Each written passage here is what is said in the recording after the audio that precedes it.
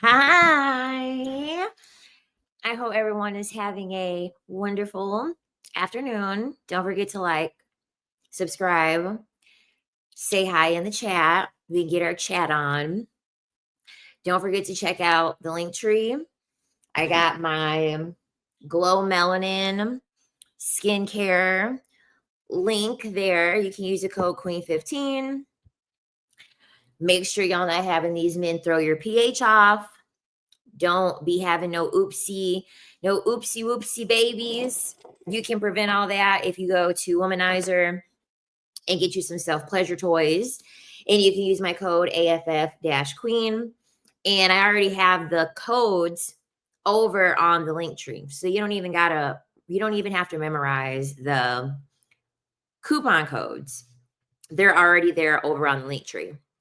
You can also join the Patreon for any dark manipulation, dark femininity tips. I'll give you that over there. And then I also have the link to my spiritual channel over there as well. Okay. So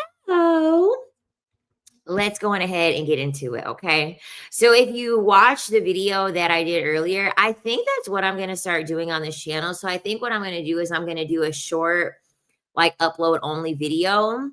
And then that'll be the topic of the live stream. So I'll give you a quick snippet of what we're going to talk about. And then that same day, we'll dive deeper into the subject here on the live stream. I like that format. Y'all can let me know what y'all think about that, either in the chat or in the comments once this is uploaded, okay? Because this is for me, I feel as though the reason why I've been able to evade a decent amount of issues with men is because I have a really, really high, yes, I'll put the link to the Patreon. I personally have a very high value system on maintaining my beauty. And as a woman, I encourage all women to have a very high value system of you maintaining your beauty, because you doing that and you valuing your beauty is really what's going to keep you protected from dealing with bad men or allowing bad men to overstay their welcome in your life. As a woman, do not ever base your standard off of your beauty based off of what man in your life is telling you what he likes or what he doesn't like. Please, make sure you always like what you see in the mirror. There's nothing worse than a woman saying, "Oh, my man likes me looking like this. He doesn't care about the weight that I've gained." And then you sit here and then they end up cheating on you with somebody that freaking is snatched as hell, over here with a BBL, having an impeccable body. And then you're over here but he told me that he liked my body. The most important person that needs to like your body and like what you see in the mirror is you. Do not allow yourself to get reeled in by dealing with a man and getting comfortable, getting fat, having your beauty be neglected because a man is making you feel comfortable. If you are with a man and you cannot simultaneously maintain your beauty while you're with a man, you're with the wrong man. It's really that simple. You're with the wrong man. If you're with a man that actually he's not insecure, he's providing enough with you so that way you can relax, you're never going to have to worry about you being so stressed out that you would be neglecting your beauty. You would have enough time off from work. You would be getting enough help with your children. His self-esteem would be low, so he wouldn't need to make comments about your appearance. Those are very, very important things. The moment that you start neglecting your beauty in exchange for you being like a girlfriend or a wife or a mother, this is when you're going to start getting comfortable. And I can't speak for all men, but I would say that for a decent amount of men, this is when they're going to start getting comfortable as well with what they want to choose to do. because I've had men straight up tell me this. Like, there's not a single piece of content that I make on here that it hasn't come straight from men's mouth. Men have literally told me this, that they're not physically attracted to the woman that they're with after she gains weight, especially after she has a baby, but they do understand that with the weight gain, they already know that her self-esteem is low. So they know that if they make her comfortable looking like that, she is going to be more comfortable with what the man may do or what the man may try to get away with. Because she's already looking in the mirror and she's like, I can't go out there and start over looking like this. I don't feel confident. I don't like what I see in the mirror. So a lot of women will like excuse cheating. They won't be in a rush to leave like their significant other. They won't be in a rush to be leaving the relationship, because as long as the man tells them, you look good, she doesn't have to think about whether she looks good or not. Because that's what happens. If the man is telling you that you look good, women quit questioning whether if they feel good or if they like how they look in the mirror. Because as long as they get the male's approval, women feel like they're marked as safe. And I'm here to tell you that you're not marked as safe simply because a man is telling you that he likes you after you gained your weight. I'm here to tell you the truth. He's not attracted to the weight that you gained. If he was attracted to the weight that you gained, he would have been with a woman who was at that weight already. Point blank, period. Okay. If you over here gaining 70 pounds and he's over here telling you, oh, I like the way that you look. Men don't think the way women do. Women project how they view things like vanity. They project that onto men. So women will think, oh, I'll love a man if he's broke. I'll love a man if he's overweight. I'll love a man if he gains 100 pounds. Because women care about what's on the inside.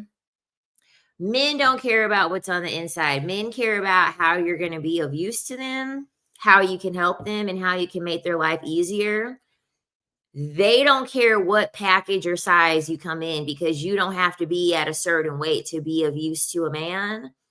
So it's not going to matter to him.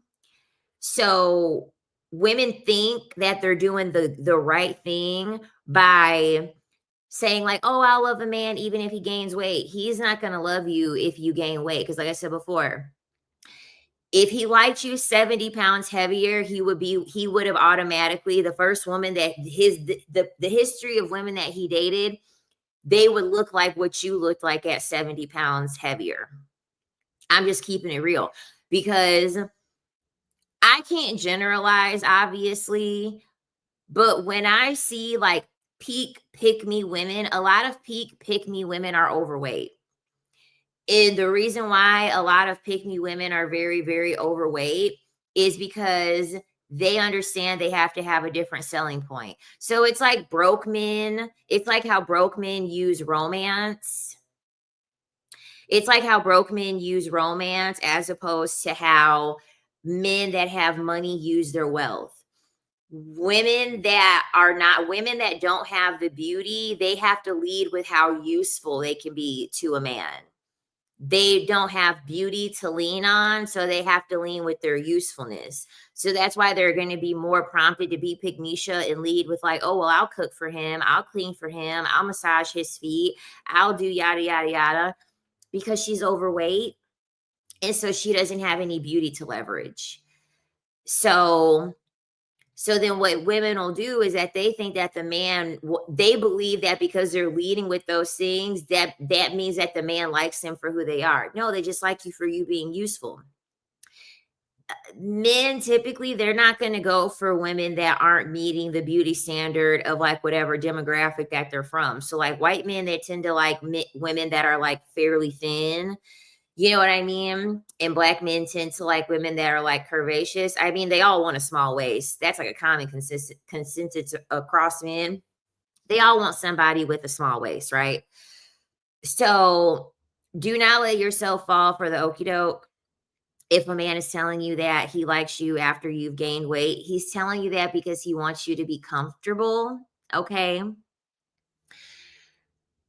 A woman a woman that has a especially a woman that has a glow up, like, especially a woman that, her beauty is high. Because I think of women like Bernice Burgos.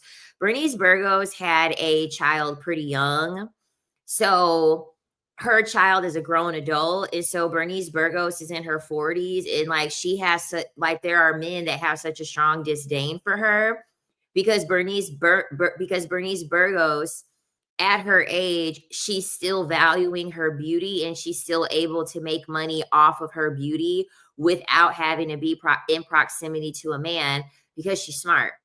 She understands that I can get further in life by staying beautiful and making money off of my beauty as opposed to dealing with a man who's going to be insecure because your beauty is a way that men try to control you. Your beauty is a way that they will try your beauty is a thing that they will try to weaponize against you if they're very insecure.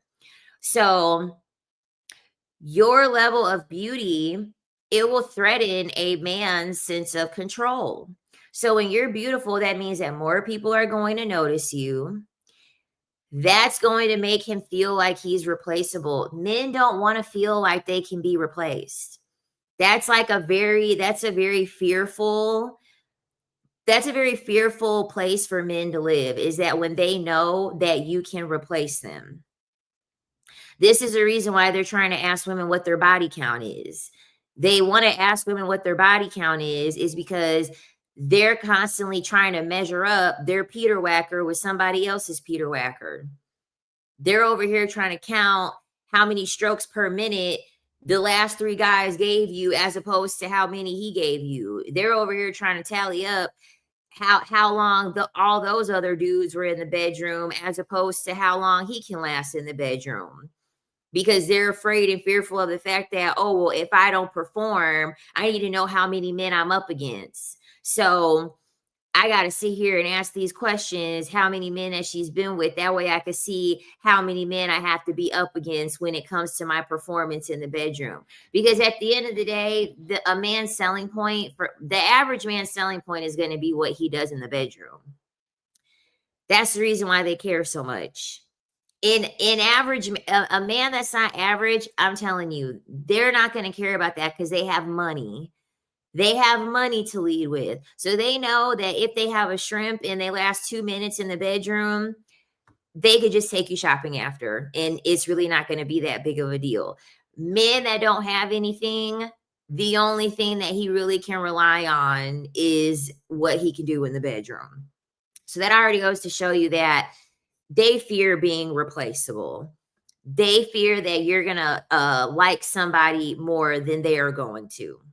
Okay. So if a man meets you beautiful and then all of a sudden he's talking about like your makeup being an issue, he like I had one guy, one of my exes met me in the club. And I'm wearing a leotard. I'm wearing a leotard with my ass cheeks out. That's how he met me. That's what I was wearing when he pursued me. We got into a whole argument. Once we got into a relationship, we got into a whole argument. It's in September in Chicago. I'm wearing high heels, a pair of high-waisted jeans, and a crop top. I probably had this much of my belly showing, which can't be that much because my torso is very short and very small. Cops a whole argument with me in the middle of the city about me not wearing a jacket. Man is wearing a jacket and doesn't offer up his jacket and is literally berating me as we're walking, complaining about the fact that I don't have on a jacket. And it's in September. Like, I wasn't cold. I didn't need a okay, obviously this is a small way in which you're trying to police how I dress.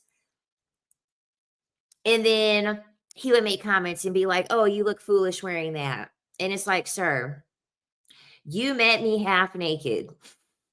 You met me half naked, and now all of a sudden you're realizing like, oh wow, other people are paying attention to her. I don't know how I feel about this. Let me start making complaints about how you're dressing because I don't want to have to put myself in competition with other men. The natural order is for men to be competing with other men. That's the natural order. This order that patriarchy has facilitated for women to be competing with other women over men, that's not natural. That's not normal to have women competing with other women over a species of gender that can't even repopulate the earth. Like, I really want you to think about that. You should always be willing to put a man in a predicament where he would be having to compete with another man. That's why they have testosterone. Men have testosterone because that's what's going to fuel their reward system to feel like they have a sense of accomplishment. No masculine man, no true masculine man or that claims to be masculine, no man is ever going to avoid a situation where he would need to compete with another man to gain your favor. Now, obviously, I understand situations where there's like danger involved and stuff like that. Obviously, you have to be strategic in that. But I just mean in the acts of pursuit. Men would rather cage you up and cover you up than put themselves in a predicament to compete with another man because that's too much work. That's way too much work for them to do.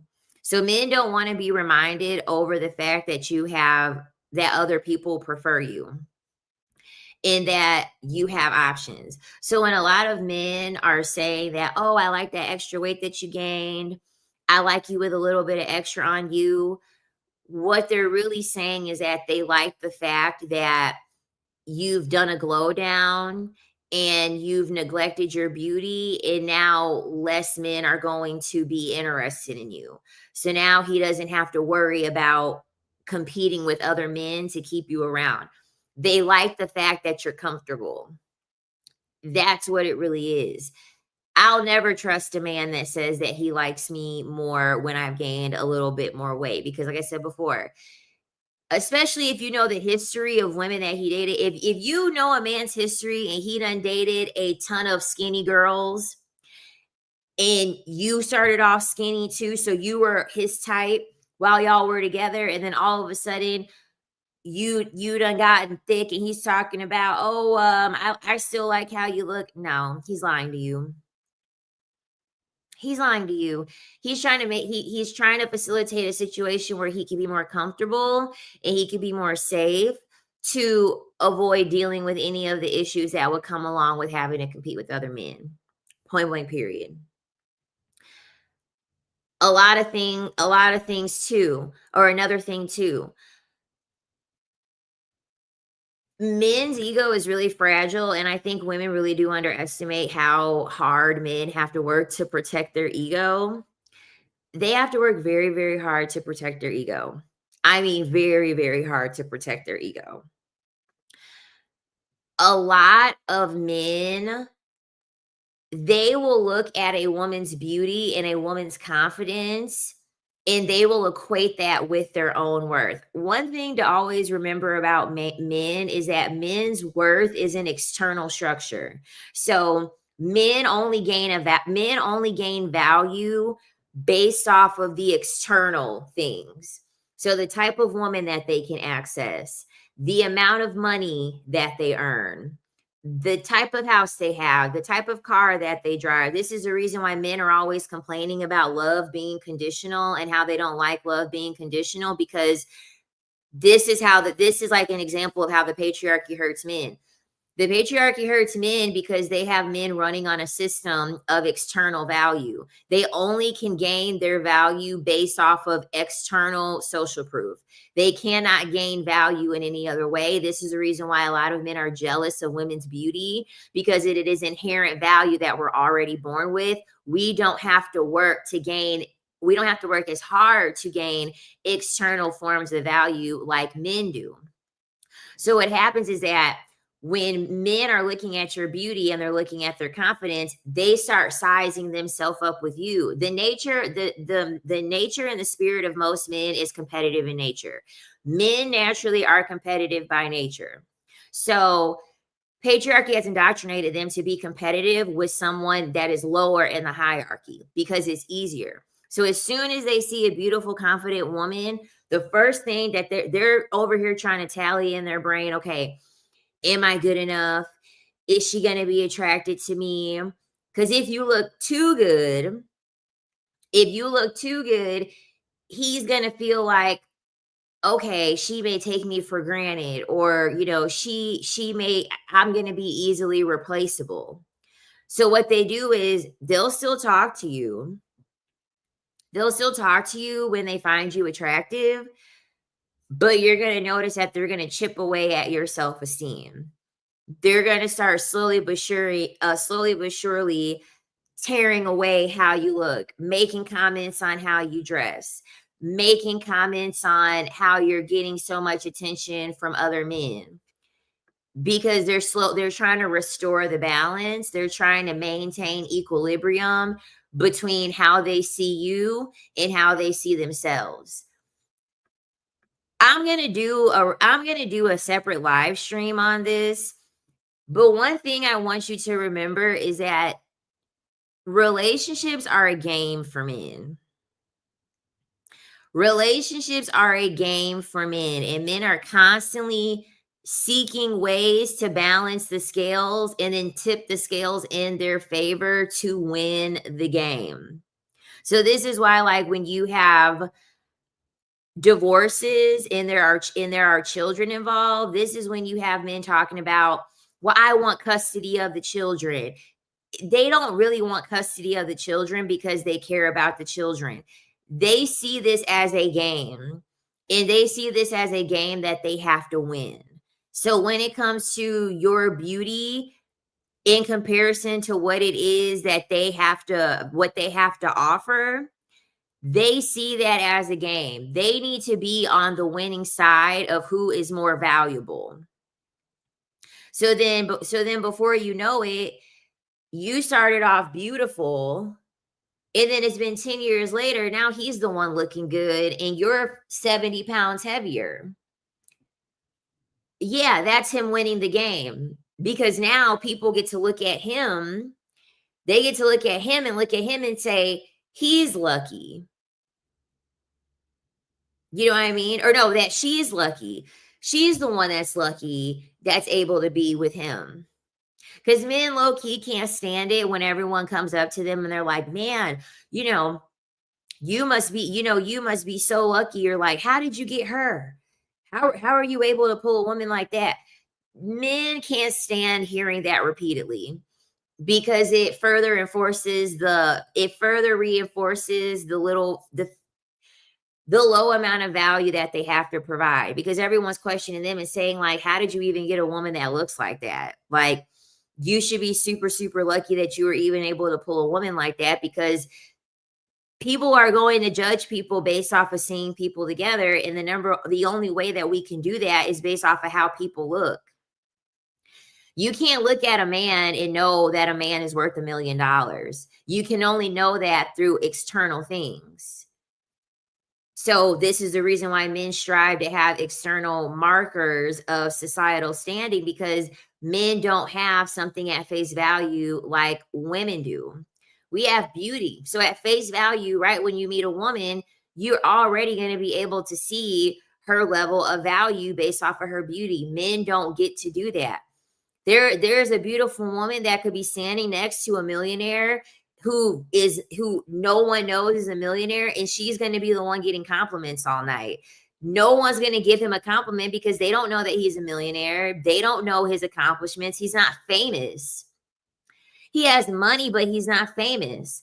So this is why even when men have a high amount of like wealth, you'll hear a lot of times where these men still get jealous, even though they have a lot of wealth, because when they're out with their girlfriend and the woman has like a high amount of beauty, she has a very magnetic personality, she has a really, really good personality, you'll have men that will get very angry about that and get jealous, because they look at it as like, I had to live in my grandmother's basement.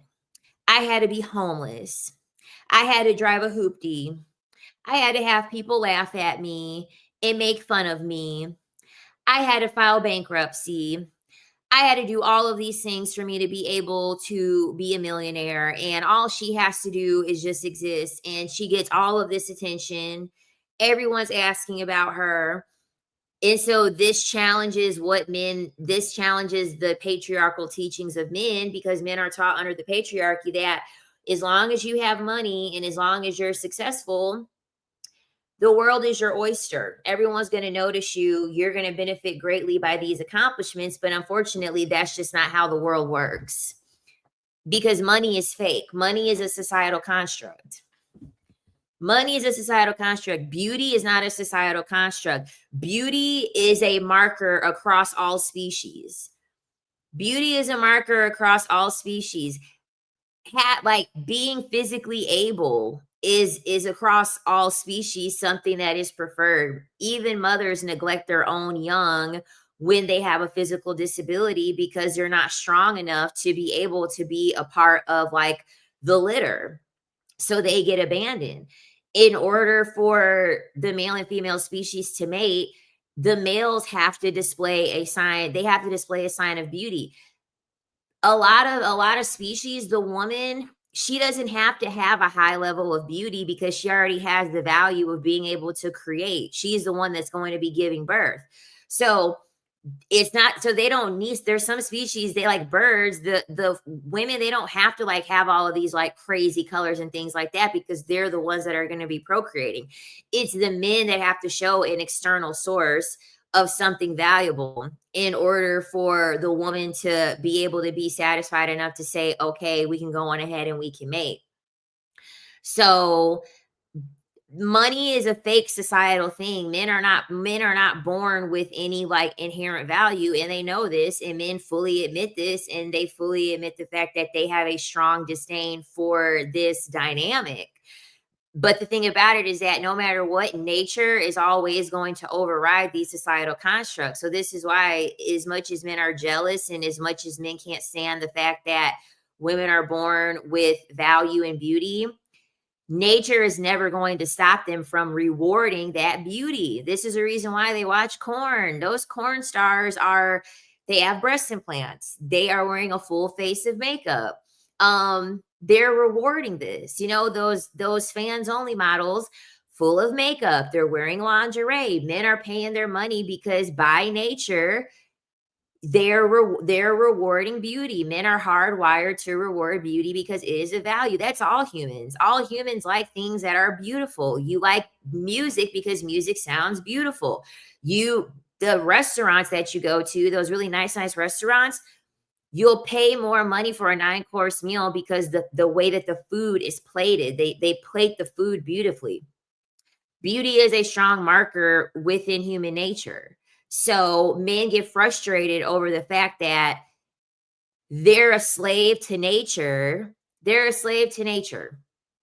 They're upset about they're upset about the fact that they're a slave to nature, and they're jealous that they're not on the opposite end of the way that nature has fared out. I can't do anything about that. Nobody can do anything about that. So when you understand that, you also have to realize how far men are willing to go to try to balance the scales, because there are a lot of men that already feel some type of way about the fact that you're beautiful in the first place, and they cannot leverage it. They have to work a lot harder to leverage a fraction of that. Okay. Excuse me. Another thing too, in the reverse, okay, let's just say that like you meet a man and maybe you actually are glowed down. Like maybe you meet a man and you're not beautiful already. A lot of these men, if you want to lose weight, if you want to start putting on makeup, you want to start getting your hair done, there are men out there, they will highly discourage that for the very same reason. They're going to highly discourage those things simply because they don't want to have you outgrow them. They don't want to have you outgrow them, and then you start gaining the favor and attraction of other men. They will want to keep you glow down even if they met you glow down for the same exact reasons. They don't want to see you any skinnier. They don't want to see you with your makeup on. They don't want to see you learning how to dress and stuff like that. There are men out there that, like, I've heard, they would sabotage their girlfriend's efforts to be able to gain weight. It actually is it's either a movie or a show. I've never seen it, but I remember someone talking about it. I think the guy in the movie is the same guy from Breaking Bad, the bald guy. He's in a movie, and his wife, he's talking about his wife, and his wife is like trying to lose weight. And he is like putting a ton of he's helping her, but like she can't lose any weight. So he starts messing with all of her food and like putting all this like high calorie stuff in her food.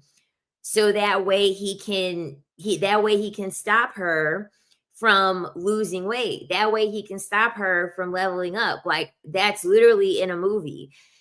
If I find out the name of the movie, or if you know the movie that I'm talking about, if people if it's once this video is saved and it's uploaded, if y'all comment it, but I'll find out the name of like the show or the movie. Maybe it was Malcolm in the Middle. I can't remember. I think it was actually Malcolm in the Middle. Let me look it up. Yes, it is. I was right. It's Michael in the Middle. It's season 4, episode 19, Future Malcolm. It says Hal sabotages Lois's diet because he is attracted to her when she gains weight. Yeah. And it says his motivation, it says he is attracted to Lois when she gains weight, finding it animalistic and lustful. And it says that Hal actively tries to make Lois eat more to get her to gain weight.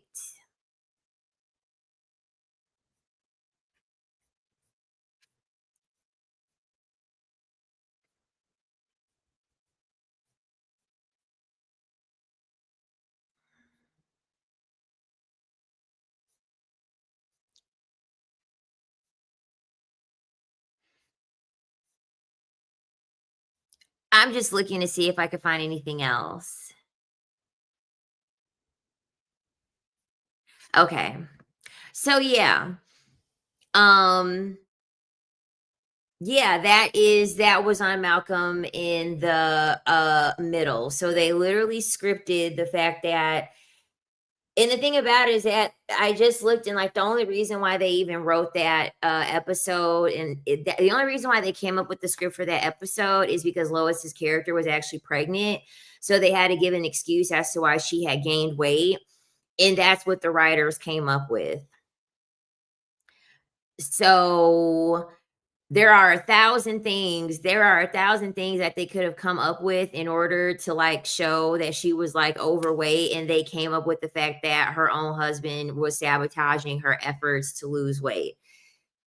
And they say it under the guise of it being like a fat fetish and things like that. Me personally, and I'm just keeping it real, are there men that have preferences for women that are like bigger and overweight? Of course there are, right? There are people, everybody has their preferences for sure. But in my opinion, I think that men that do have a preference for that, I think it's deeper than the physical. Anything with men, one thing about men, you always have to ask yourself why. You always have to ask yourself why, because the thing about it is that men naturally are more submissive than women. They're way more submissive than women. So when men don't follow the status quo on the beauty standard that has been pushed out by society, Like, obviously, you know why men are going to date women that obviously, you know why men would want to date women that fit the beauty standard because it's a marker that they can obtain that woman that fits the beauty standard. That makes sense. That's obvious. It's the men who are going against the grain. Okay, why are you going against the grain? Where is that coming from? Because I know it's not just simply coming from a level of attraction. There has to be something that you're gaining from this. There has to be something that you're gaining from this. Why? Why do you like this? It's like women with like medium ugly men or whatever.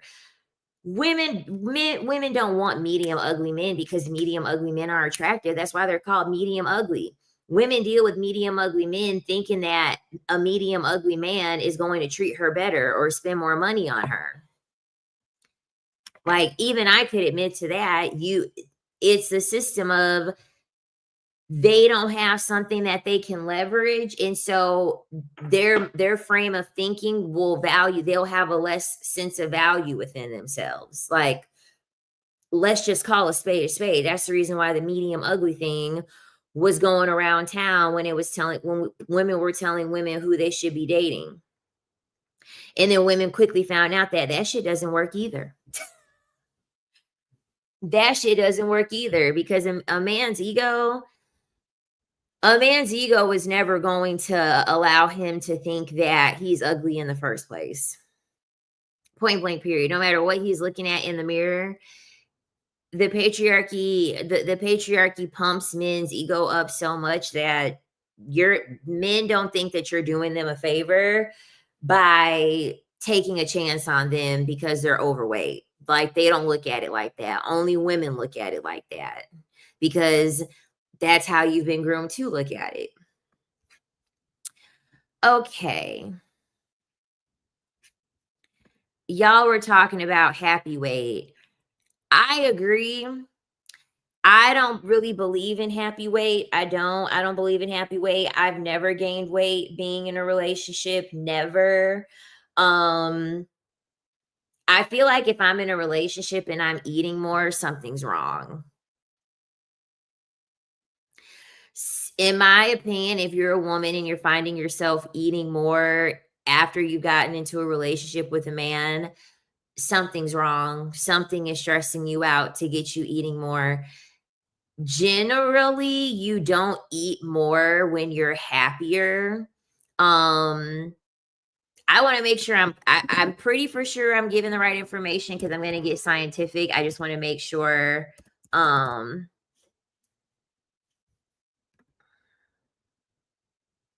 exactly. Okay. So endorphins make you happy. Okay. So endorphins get released when like you're working out and things like that. Endorphins make you happy. Endorphins actually reduce your appetite. Okay. So this is why after you exercise, you tend to not eat as much. Okay. And obviously, everybody's different. You know what I mean? I'm not saying that every single time I work out, I'm not going to eat anything. Of course, I'm going to eat. You know what I mean? I might have some hunger ensue. But typically, when you have endorphins and you're really happy, a lot of the time your appetite is going to be suppressed. You're usually not going to eat more when you are happier and you are in like a safe place. Most people rely on food. Most people rely on food as a coping mechanism because food is a way for you to get dopamine. Whenever you're heavily seeking dopamine, something's going on in your life. Something is wrong whenever you're seeking dopamine. So I've never fallen into the happy weight scheme. They're trying to normalize the fact that you're not happy and that you're using food as a replacement to keep you happy. Something's wrong. And like I said, this doesn't match with everybody. You know what I mean? There are people who when they're depressed, they don't eat a goddamn thing. So obviously I can't speak for this for everyone, but I would say overall, Usually when you're happy, you're not overeating. Point blank, period. So that happy weight is a scam. It's to keep you comfortable. It's to keep you comfortable and normalize you glowing down because you're in a relationship. This is why men get so upset over women glowing up after they end up leaving a relationship, because they try to make it seem like, well, why weren't you like that when you were with me? Well, let's do the math here. If a woman was attractive before you got with her and she was small before you got with her, then she gained weight while y'all were together, then after you were out of the equation, she got back small again, the only common denominator is the man. Obviously, there was some influence that she had that was making her gain weight. It's really that simple. It's no different when you start a new job and the job has you stressing out. And now all of a sudden you're eating a ton of food because you're stressed out from the job. It's the fucking job. It's the job stressing you out that's got you searching for food to get through the stress. So I never sit here and take a sign as to, oh, like that's just happy weight. No, the fuck it's not. No, the fuck it's not. And they'll try to blame you. They'll try to blame you for your lack of discipline. They try to blame you for your lack of discipline. You're not a fucking man. You're not a fucking man. You literally you're a woman. You're much more sensitive to stress. You're much more sensitive to cortisol. You're running on a monthly cycle. You're not a fucking man.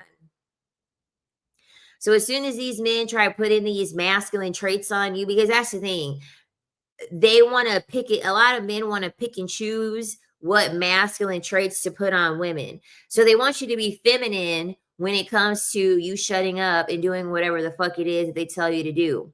But they want you to be masculine when it comes to 50-50. Right? They want you to be feminine when it comes to you cooking and cleaning and being exhausted, but they want you to be masculine when it comes to having discipline with working out on top of all the other things that you're doing. Doesn't make any sense. It doesn't make any freaking sense. Pick what side, like what side are you on? Do you want someone to be feminine or not? Like, no. It's a high amount of stress that these men are putting you under that are going to have you go down. As soon as you start gaining weight, as soon as you start looking a certain way with a man, I'm telling you, that's a clear sign.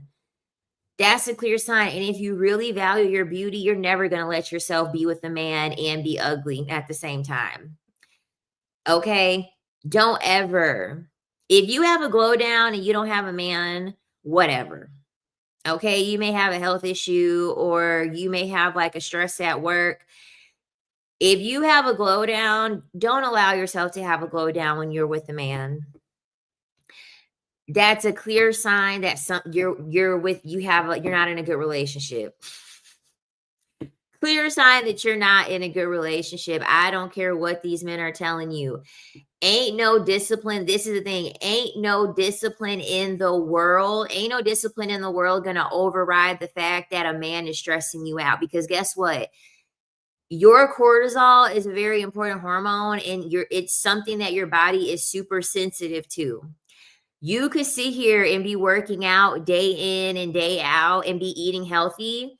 If your cortisol is too high, you're not losing any fucking weight. You're not going to lose a pound if your cortisol is through the roof and this man is stressing you out, no matter how hard you try. So it has nothing to do with discipline. As a matter of fact, if your cortisol is already through the roof, exercise is a form of stress because your heart has to pump blood faster to get oxygen throughout your body to keep you exercising. You eating in a caloric deficit, it goes against homeostasis, which is a form of stress on the body. You're adding more stress to your body on top of the cortisol. No, none of that shit's going to work when you're already stressed out. So fuck what these men are talking about when it comes to discipline and we don't live in the same body. We don't live in the same body. All of a sudden, just like how men say with women, oh, well, women wanted equality. Why can't you go 50-50? Men sure do want equality when it comes to what they can weaponize against women when it comes to their body. Because they love to do that. All of a sudden, men and women have the same exact hormones. All of a sudden, men got a period too. All of a sudden, biologically, we both can do the same thing when it comes to our weight. Like, no, obviously it doesn't, because a man can't give birth. So how would you be able to compare a woman's body and her weight gain and everything else when you don't inhabit the same body as a woman? You can't even do the same things that a woman does. You're not fucking bleeding. Like, no, I'm always going to remind men of that. You're not going to sit here and tell a menstruating woman, a woman that can get pregnant, a woman that could be down for 9 fucking months and potentially lose her life, how she should be disciplined and how her body is supposed to look and what her fucking BMI should be. Like, what? Anyone with common sense knows that BMI is the dumbest fucking thing. Anyone with common sense understands that even weight is the dumbest fucking thing. Weight is mass. That's all it is. All weight is mass. This has mass. This has mass. This has mass. All of these things have mass.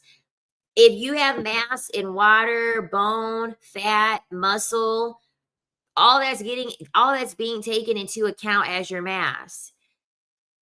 When I'm 5'1", I would, at my smallest with like a fucking ripped 6-pack, I would barely be able to fit in the BMI because a lot of my mass is of muscle.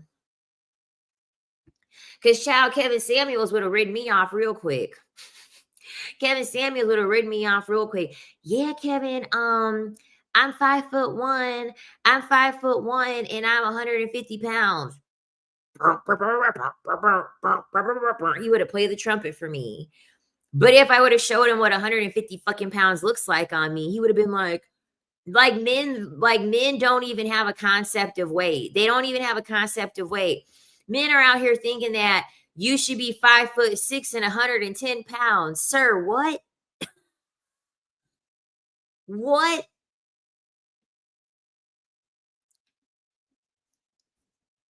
That doesn't make any sense. No. Because I have a lot of muscle. For me to get within the BMI of a 5'1" woman, which is like 98 to 120 pounds, I have no period. I have no period in between that because my muscle mass is very, very high. There's no way that I'm ever going to healthily get down to 130, even 140.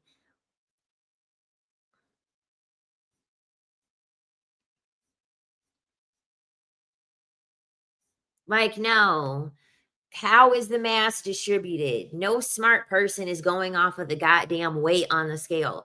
How is the weight distributed? Then we can make some sense of whatever it is that you're talking about.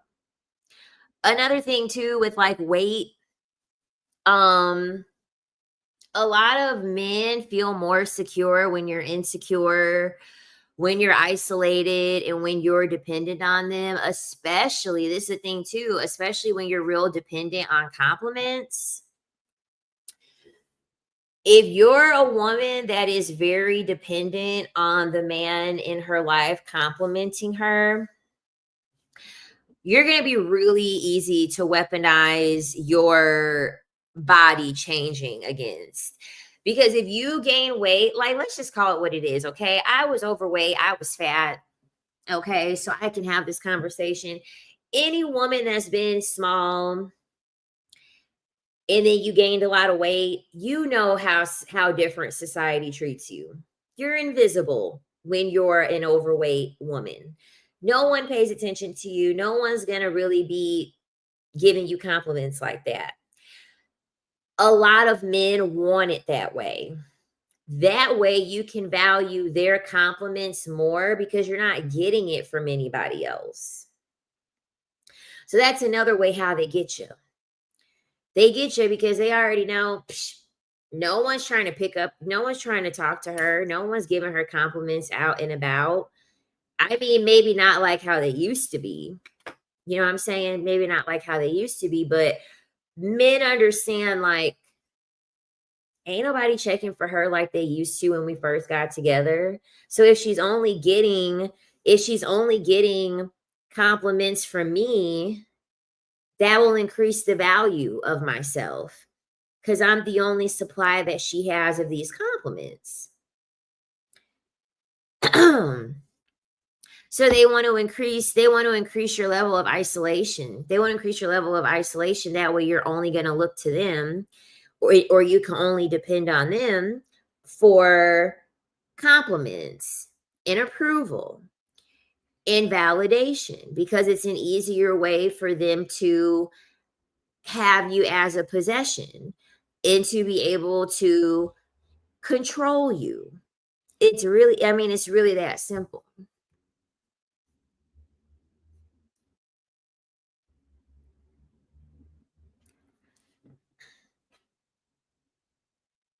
Because if your man is the only person giving you compliments, you're going to put your man on a pedestal.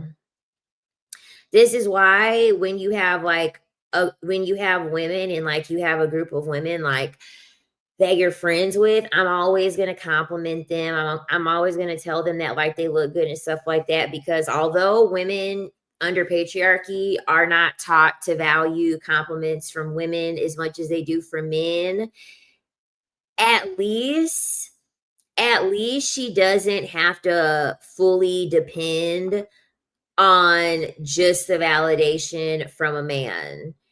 At least she can hear it from somebody else. So I got myself like a personal Instagram. I'm debating if I'm going to make an Instagram for the channel, or even if I'm going to do like an Instagram, like a full Instagram of like my pole dancing stuff. But of course the algorithm is addicted to like feeding me all of this like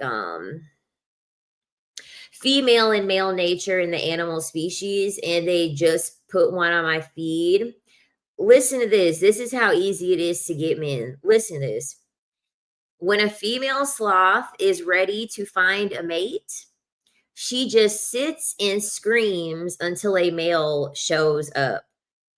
It says, according to OEpic, males respond quickly to these calls and sometimes even compete with one another to reach the female. In contrast to their normally slow movements, males have been observed moving surprisingly fast through the trees when they hear a female screams. This behavior highlights how important reproduction is, even for an animal best known for conserving energy and living at a slow pace. So all a female sloth got to do is scream. And you got women over here trying to shame other women. So why are you single? You're single? You don't have a man? You got men over here. Yeah, you single. That's why you gonna die alone. You can't even get no man. You can't even keep no man. All a sloth got to do is sit there and fucking scream. And the sloth is gonna speed up. The sloth is gonna speed up and go crazy trying to get access to being able to mate with the woman. And you got people over here trying to shame women as if men are some Olympic level prize to obtain. Like, be so for real. Be so for real. Like, imagine only having to scream. Imagine only having to scream to get a male to mate with you. Because it really is that easy. It really is that easy to be able to get a man. All you have to do is have a low self-esteem and hate yourself. Honestly, that's all you got to do. It's not rocket science. It's not hard.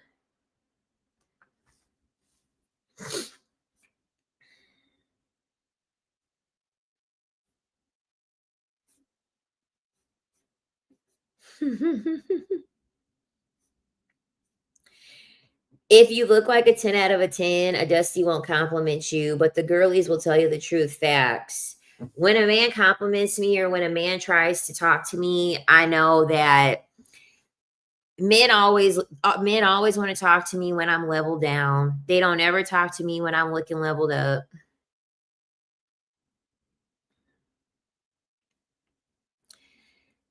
They don't ever want to talk to me when I got that shit on and I got my makeup on and I'm looking good. They don't ever want to talk to me when I'm leaving the gym. When I'm leaving the gym and I got on some ratty clothes, oh, that's when they're, hey, how you doing? Are you working Instacart today?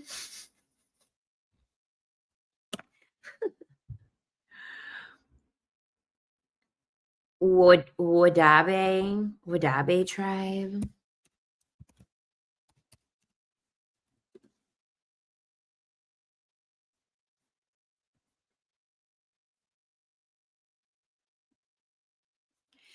It's the only African tribe that lets women choose who will be their husband.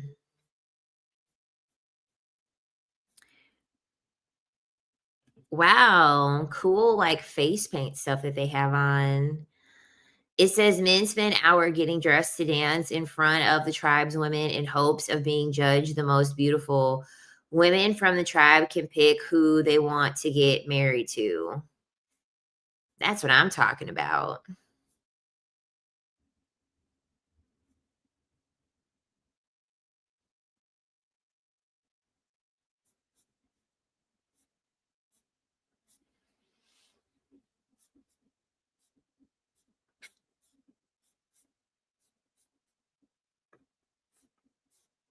I love how they put that in a subreddit for polyamory.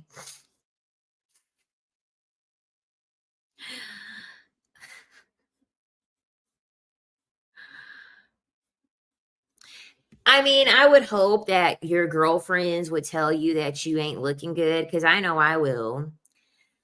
I know I will. I'll tell a woman in a heartbeat, girl. Like I remember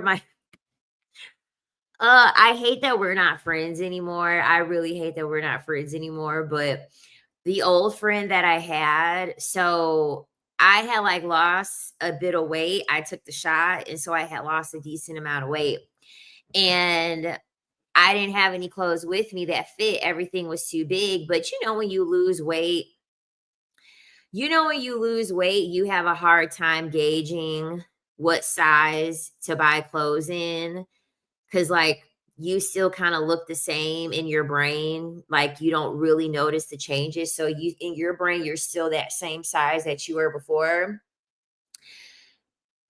That's where my brain was. And so I remember I had got like a ton of clothes from Shein and there was this party that I was going to go to that night. And so I had sent a picture to my friend, the shirt that I was going to wear, and I was going to wear this satin shirt with these shorts. And clearly the satin shirt was way too big for me. And she texted me back and she said, "Girl, if you wear that satin shirt, you gonna fly away." She said, "Girl, that shirt is too big. If you go out wearing that satin shirt, it's gonna turn into a parachute and you gonna fly away." She was like, "That shit is too big." She said, "Get something." She said, "Go find something else to wear." And she was right too. The shirt was way too big.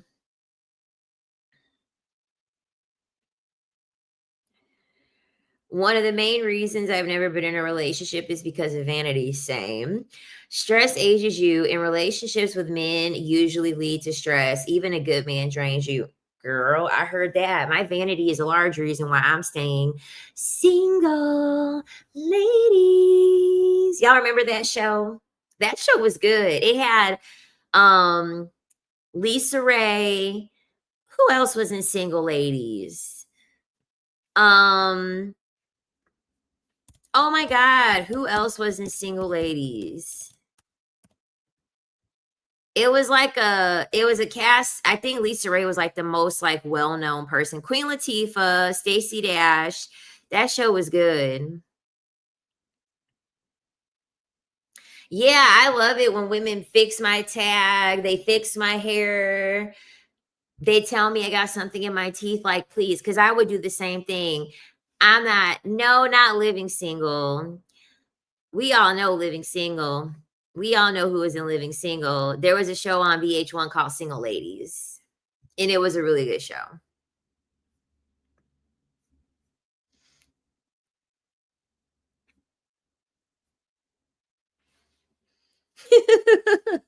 I'm like, I definitely know who was in Living Single, okay?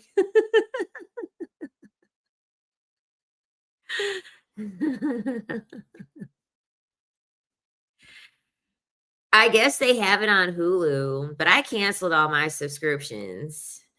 I did. I canceled all my subscriptions. I'm like, no. I ain't letting these people I ain't letting these people take all my money. Before you know it, these subscriptions gonna be $50 a month. And Lord knows I ain't got time for that.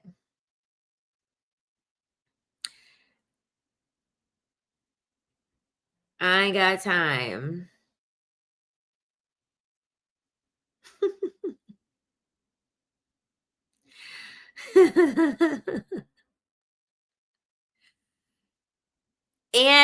I remember I was watching because I lived in New York City and they have Living Single filmed in Brooklyn. And I remember when I was living in Brooklyn and I was like, oh my God, this is so cool. I'm watching Living Single in Brooklyn. And they literally shot this show in Brooklyn. I really miss New York City. I'm not going to lie. I'm not going to lie. I miss New York City.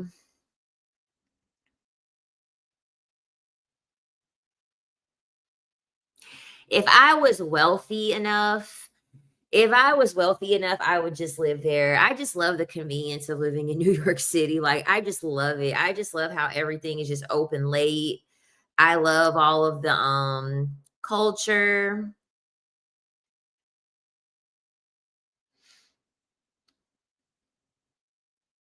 What I need to do, I need to upload these live streams to a podcast service. Hello.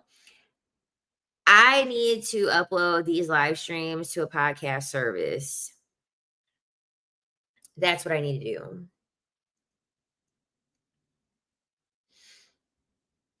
I love BK. I'm from Michigan, been here over 26 years. Yes. And the thing about it is that, like, I go in and out of being like a city girl and then wanting to be more rural. Like, I want the bet. I want both. I want both because it's like now that I've been in like more of like a smaller town, I kind of want to be in a bigger town because the thing about it that sucks is it's like you can't have both, especially as a Black woman. Like when you want like your peace and you want everything like, and you want everything just kind of to yourself, you're not going to be able to have it be inclusive. Like usually when you're in a smaller town, you're usually going to be like one of the only people that look like you. But then in order for you to be a part of like things and like be a part of like the Black experience, like you're usually going to have to be in a city. So this is a reason why like I do like going to both because it's like, you know, me being here in Florida, I get tired of being the only Black person. I get tired of being the only Black person. Especially with like activities, especially like being with activities, like I'm the only Black person at the pole studio. I did see a Black girl yesterday. Um, I did see a Black girl yesterday. She was coming out of a class when I was going in one, but like as far as like my level and like skill set, as far as like my level and my skill set when it comes to pole dancing and the fact that I'm a Black woman and I've advanced so quickly, like, yeah. sometimes I do wish that it was like more of us. I do wish that there were more of us in the community, especially at that level. But one thing that I do love about the pole community is that like most of the women in the pole community that like they go on tours, they've been in shows and things like that, it's usually black women. So that's the only thing. It can be isolating being in a smaller town. But then when you're dealing with in the city, you got to deal with city problems.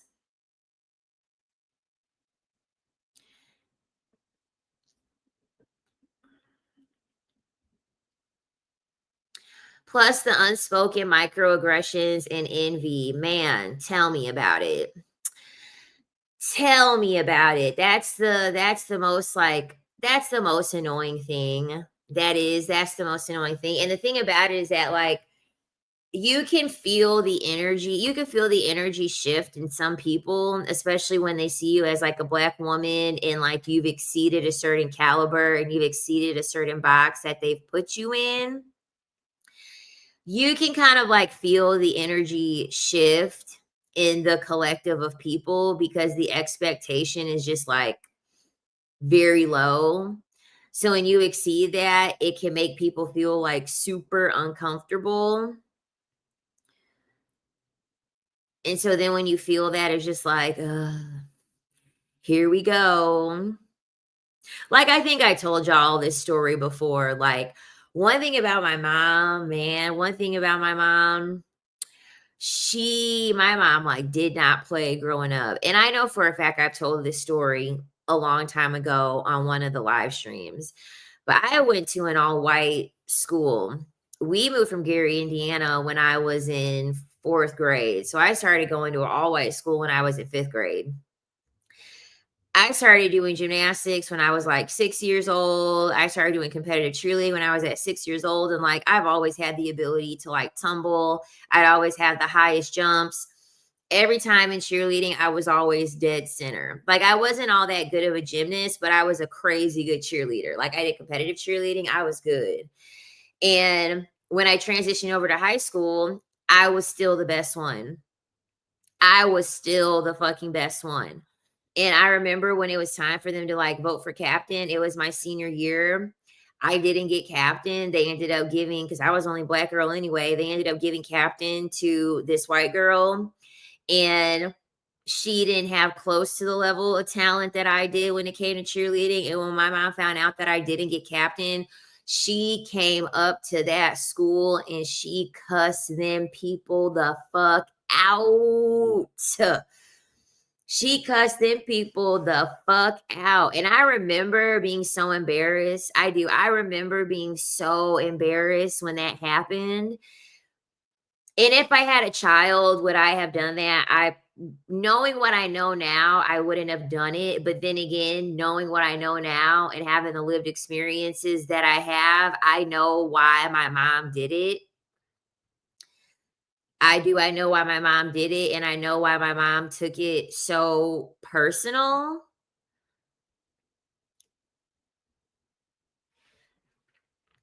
And so I quit the cheerleading team after that. I didn't cheer my senior year. I didn't cheer my senior year of high school.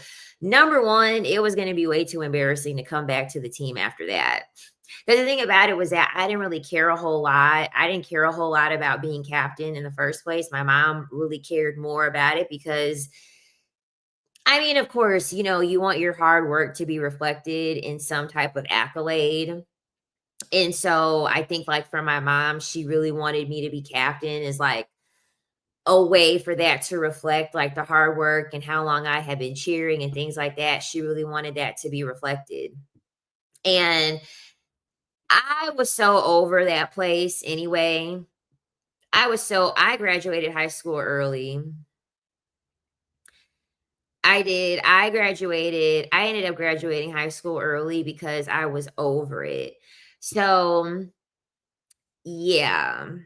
So I don't know. I am going back and forth on like what to do because especially in the pole community, I would like to be a part of more. I really would like to be where I can be a part of like where it's like more black women, honestly. Um, I really, really would like to. Is there anyone here? I don't know if there's anyone here in the Midwest, but like I looked into St. Louis, and like St. Louis, they have a shit ton of like camaraderie with like black women, especially in the pole community. Like they have a lot of stuff within black women in the pole community. And not St. Louis, but there used to be Black Girls Pole.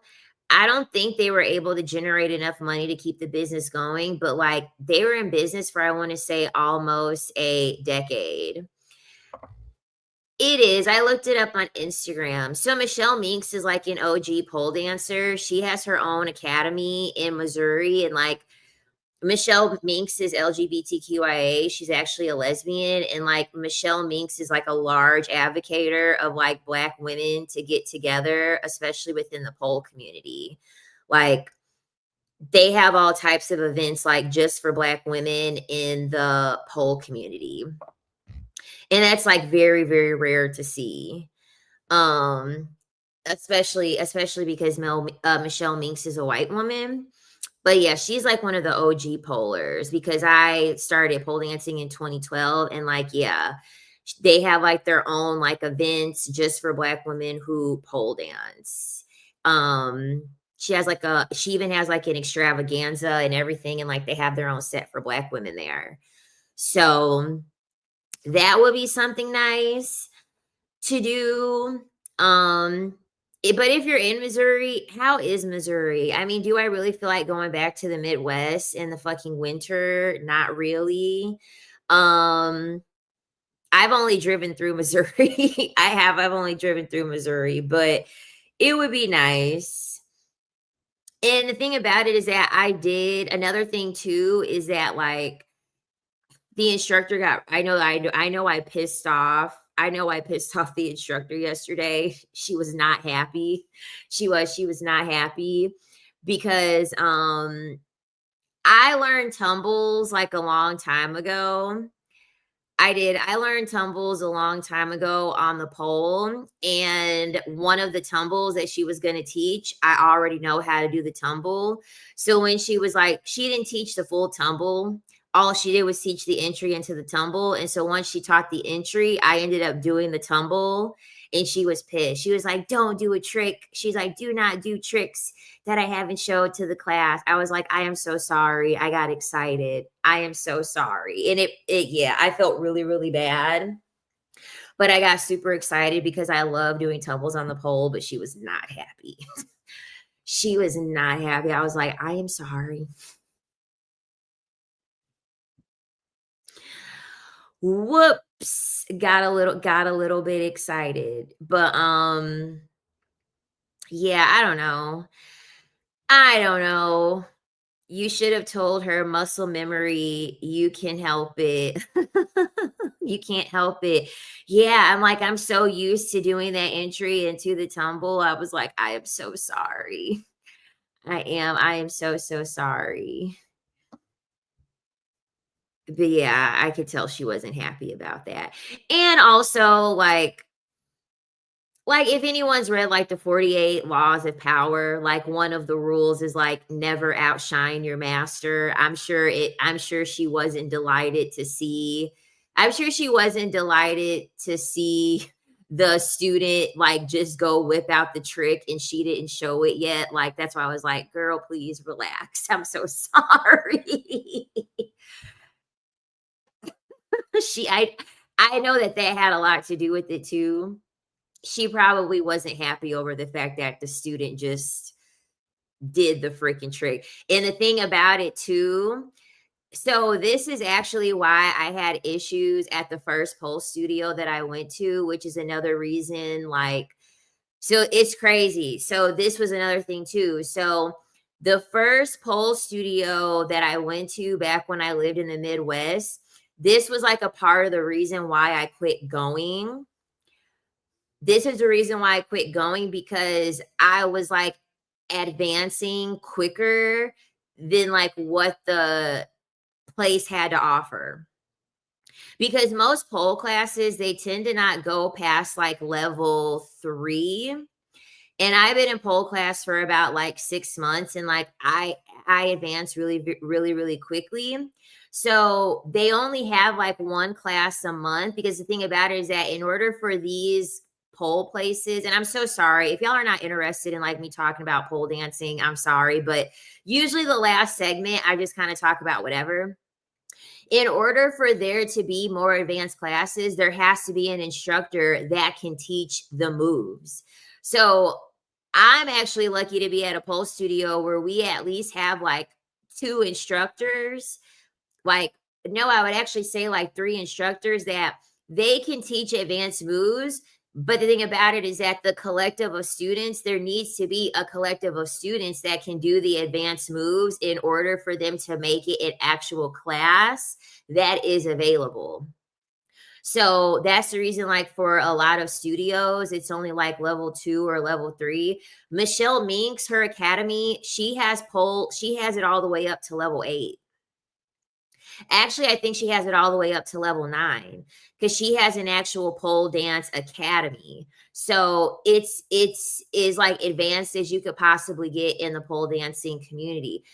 As a collective, most people don't have the strength for them to have a class that of that level. So thankfully, we do have like a once a month type of thing where they will do like more advanced level tricks. And don't get me wrong, I can't do everything. Um, but the thing about it is that like it was an issue at the first studio that I went to, because the thing about it too is that when you're in a group setting in tricks, it can be intimidating, and it's obviously easy for people to compare themselves, because the thing about it is that when you're seeing other people advance quicker doing tricks, obviously naturally you're going to start questioning yourself. That would just be the natural thing to do, and it can be really bad for your self-esteem. It can be really bad for your self-esteem to see other people advance quicker than you. um and so I get, like, obviously I get it, but I remember at my first studio, oh my God, like there was one woman, she hated me. She hated me because I was able to, like, I was advancing really quickly, but it's like I was a gymnast for over a decade. I did bodybuilding. Um, so I am thinking of like getting a pole in my place.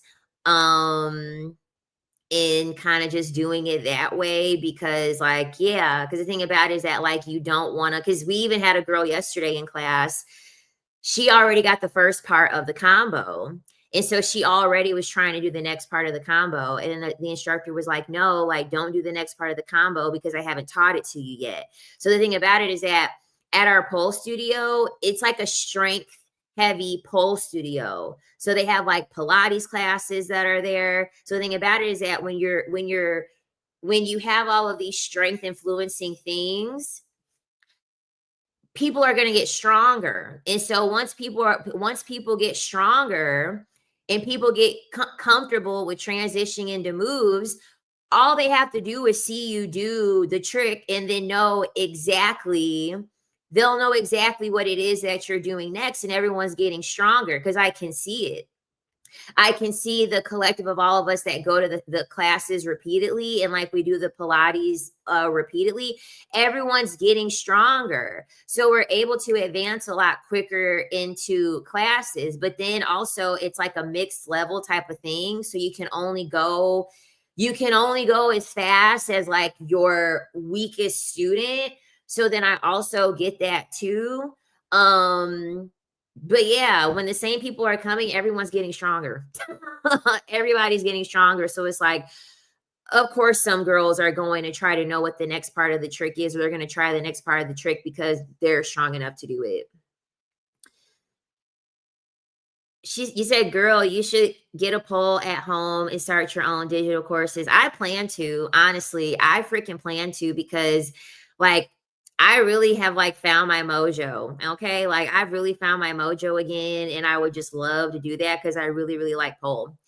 After you've done pole for quite a while, do you still get the bruises and stuff, or do you kind of get used to it and it doesn't bother you anymore? Yeah, eventually you stop bruising. My inner thighs, like the skin is so thin there, and it I feel like my inner thighs, they're just always going to have a little bit of bruising on them. Where the skin is thin, you might have a little bruise or two. But eventually you get used to it. You're never too out of shape for pole. You don't even have to climb the pole in order for the shapes to look pretty or for you to be able to do anything. I'm telling you, you legit don't have to do anything crazy. You don't. You legit don't have to do anything crazy, but there is an instructor there. And the thing about it too is that like now I get it. Like there are things that I'm starting to notice. Like once again, a lot of this stuff is only coming from like lived experience. You know what I mean? Because I had to think about why I left the studio in the first place. The first studio that I went to in the first place, that was the reason why I had to leave the first studio because I was getting a little bit too advanced. So yeah, whatever. Whatever, but it's still so much fun, and I love taking the classes. I love taking the classes, like, with the girls. Like, for the most part, everyone's super, super cool. So now people can't sit here and say, "Oh my god, you're so male-centered. All you do is talk about men." For whatever reason, I've been getting those comments lately from women saying, like, "You're so male-centered. All you do is talk about men." Okay, you bitches are not winning the game of men. Okay, so without the information, the women are complaining about the men. So when women are like, "You're talking about men, you're not decentering men," it's like, okay, when we're not talking about men, y'all don't know what y'all are doing. So I don't know what y'all want me to do because when the discussion is not being had, y'all are getting on the internet complaining about y'all's man. So I don't understand what you're talking about. Like, these will be the same women that'll say, like, "Oh, you're not decentering men and you're talking about them." Yet they're having conversations about how their boyfriend cheated on them, how their husband cheated on them, how they're stressed out and tired from raising a ton of children. It's like, okay, well, if I'm the one that's talking so much about men, then I wouldn't have to hear about y'all complaining about the men either. Like, let's make it yeah, they weaponize the fuck out of the term. They weaponize the fuck out of the term. You can't be decentering men and you're still talking about men. Okay, whatever. Whatever. She said, "This is fun. You will make money and build community and decenter men." Yup. I'm out of shape too, but I did it. Yeah, and the thing about it is that like with pole dancing, it's just a more fun way. It's just a more fun way for you to get in shape. And I think at least for me, it makes you focus more on what your body can do more than how your body looks. And I think as women, that's important. Because the thing about it is that like your body can birth a fucking baby. Your body literally can grow a fucking baby. The body of a woman can do a lot. And when you think about it, it's so sad that we've reduced that to how a woman looks. When a woman's body can do so much. Oh, that's a good point. You don't tell math teachers in school, "You're so obsessed with the Pythagorean theorem." Exactly. Exactly. It's like, what the fuck? And it's like, if you're upset over someone talking about men, you don't have to listen. I didn't go in your phone and pull your arm and drag you into my content. I didn't say, "Come hither, come here." Now, I didn't do that.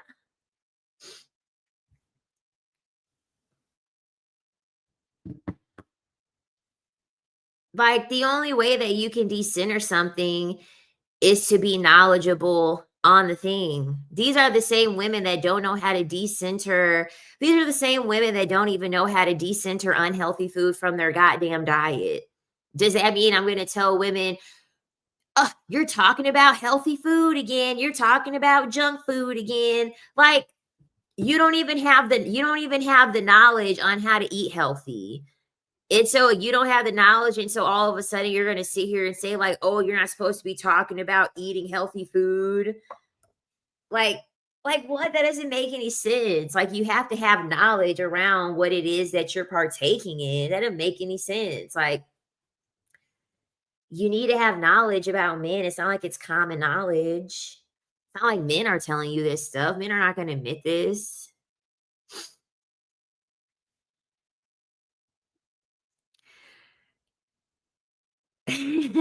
Thank you. Men who go their own way are usually unmarried men, even though there are married men who support this a lot. Ciao. And the thing about it is that when they're like, men are going their own way. Men going their own way, in my opinion, is just like, you can't fire me, I quit. Like,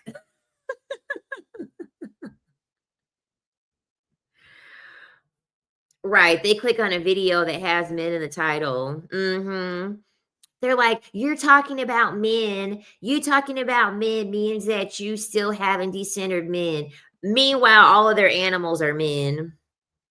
Because now they're having a conversation or whatever about like they're having a conversation about like animals and female animals over male animals, and everybody is talking about how the female animals are bitchy and this and that and the other, and it's obviously misogyny through animals.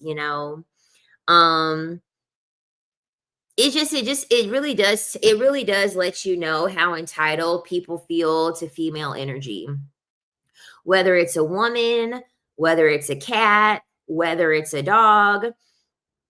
It shows you how entitled people feel to feminine energy, and they don't like the fact that they are not entitled to that energy, because yes, female animals can be a little bit more, they will want to distance themselves more. They will kind of want to like not be all up underneath you, but that's because the feminine energy is sacred.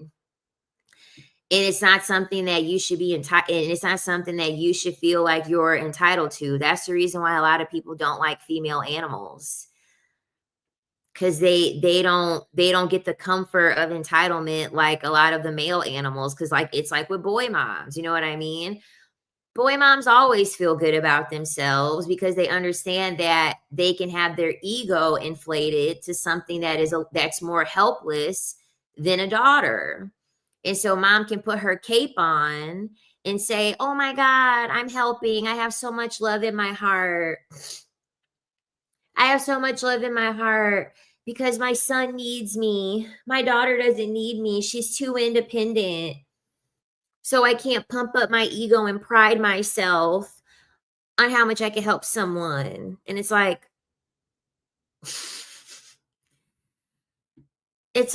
okay. Like, I mean,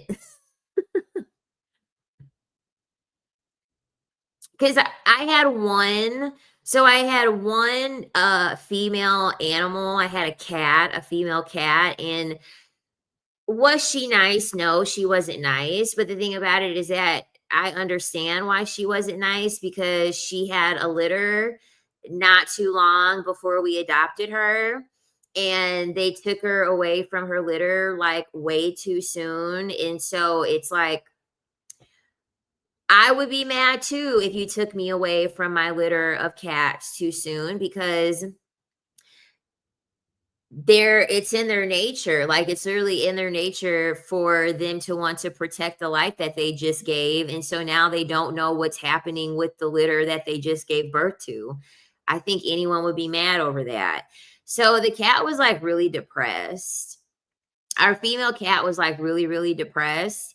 And she didn't really like want to groom herself all that often. She didn't want to groom herself because she was super depressed.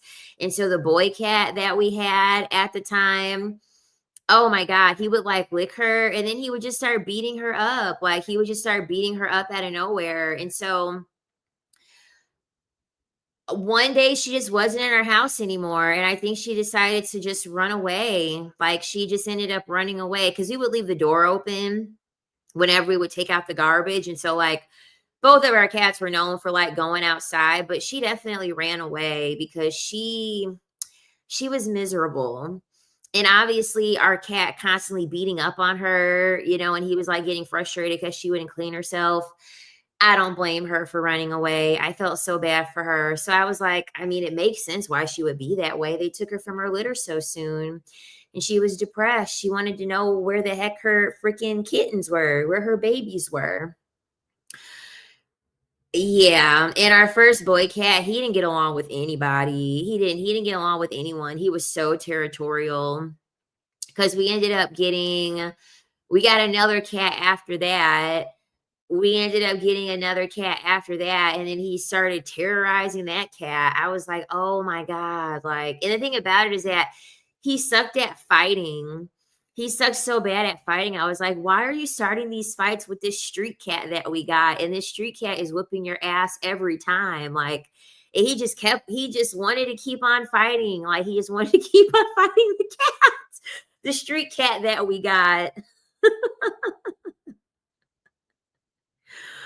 When it's time for me to get a cat, I'm definitely getting a girl cat. I am. I'm definitely getting a girl cat. Oh, there was this video. Oh my god, y'all. So there was this video of these two friends. Okay, so you can't see one friend because they're in a bedroom, and the video is being recorded from outside the bedroom. So you just see the opening. So it must be one friend on the bed, and then you see the other friend standing. So they were having banter back and forth, and it was like playful banter. And you know, when sometimes people have playful banter and like they're acting like they're angry, even though when I heard her voice, I was like, that sounded real to me. It sounded real to me. I didn't feel like she was playing. They had three cats up in there. They had three cats up in there. There was this orange cat. Once it heard the girl put some bass in her voice because she was like, "Bitch," like she said it real. Once that orange cat heard her get some bass in her voice, it was all like Donkey Kong. That cat was, and mind you, this girl had on an oversized t-shirt. She didn't have, her legs were uncovered. She didn't have nothing covering her legs. He jumped from the floor. He jumped onto her shirt. she she whipped that cat off. She whipped that cat off, and they had this black and white cat. This black and white cat. He ran up in the room to try to stop the orange cat. The orange cat jumped on the girl again. The orange cat jumped on the girl again. The orange cat ran out of the bedroom. This is the funniest part. The orange cat ran out of the bedroom. And so she hurried up and she closed the door because she was screaming. She was screaming. She was fighting for her life. Why was the orange cat? He was trying to get to her through the door. She closed the door. He was all up on the door. He was trying to get through the door. He was like, "Bitch, you better open this door." And so it took for that black and white cat to start beating up on the orange cat for the orange cat to finally calm the fuck down. The orange cat was not there for that girl's bullshit. He was not going for the bullshit. She was so scared because, like I said before, she had on an oversized t-shirt, nothing covering her legs. It was going to be over for her legs if she didn't get that cat up out of there. No, he didn't go in her shirt. He like went on top of it, and thankfully she swatted him away real fast, and then he jumped right back up. He jumped right back up onto her shirt, and then she ended up getting him off. Chow, it was a hot mess. Hold on. I wonder if I saved that video because I know I watched that video a good 10 times. I know I watched that video a good 10 times. I was cracking up. I was cracking up. And knowing me, I probably didn't, but it was comical. It was so comical. I was like, "Oh Lord, this cat has turned up." I didn't save it. I never save anything super funny.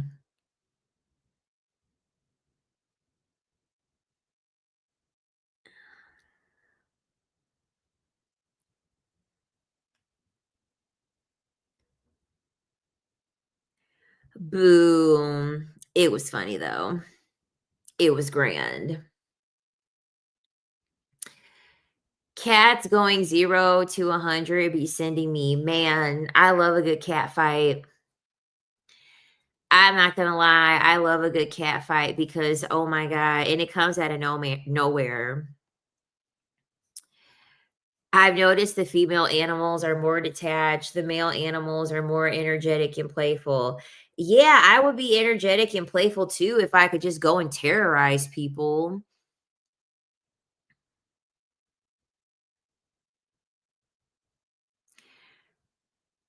Them male cats have no problem just terrorizing anybody. And it's like when you see I've seen videos of like stray cats, and oh my god, when it's a ton of men and they see a female stray cat, like they'll gang up on the female cat and they'll all gang up on her so that way they can like mate with her. It's actually really scary. And when those oh my god, and when you know about how they mate, oh my god, if I was a girl cat, the way that they have to mate to get impregnated, the phallus of a cat has like spikes on it. It has spikes on it so it can rip the inside of the cat. That way it can be like open so that way the secretions can like get her pregnant. Child, I would I would be detached too. I would be detached too if that was the way that I had to copulate, whatever word it is, in order to be able to reproduce, because that's crazy. That's crazy. Yeah, you can look it up. There's literal spikes on there. There are spikes on there that like rip the inside. Mm-mm. No, thank you. I wouldn't be nice either. Mhm. Yeah, that's why those female cats, they scream. They're screaming when they're mating. Those female cats are not having a good time. They're literally screaming while the male is doing that because it's painful. And society will sit here and be like, "Oh yeah, reproduction is supposed to be pleasurable." Child, no it's not. No it's not. I have yet to see mixed gender cat arrangements where the male cat didn't bully the female in a confined household. Outside, male cats roam, females stay. Yeah. I was like, "Oh my god." I was like, "What a mistake we made by having a male and a female animal together." Yeah. All my cat did was just bully her. It was really bad. They were in like a whole domestic relationship. It was terrible. And then after that, the cat will literally have like a mini seizure on the ground for like 15 minutes. See, just traumatizing. My female cat runs a household because my boy cat is very timid. Aw, how cute. That's super, super cute. That's how it should be. The male should be fearing the woman. Wait, what? Yeah, I'm so serious. If you look up how cats like reproduce, yeah, that's literally that's how they do it, and that's how the male cat genitalia is. It's legit got spikes on there. See, I wouldn't be the nicest in the world either. I wouldn't be nice either if that's what nature has assigned me to have to put up with in order to mate. Hell no.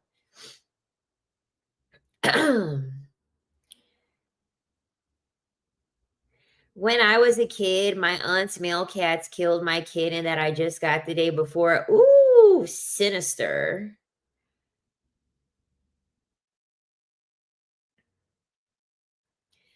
That's straight sinister. How do you just stay happy alone? I feel like I use men to fill a void. Well, you got to fill out what void you're trying to fill. You got to figure out what void that you're trying to fill, and then you have to heal whatever void that is.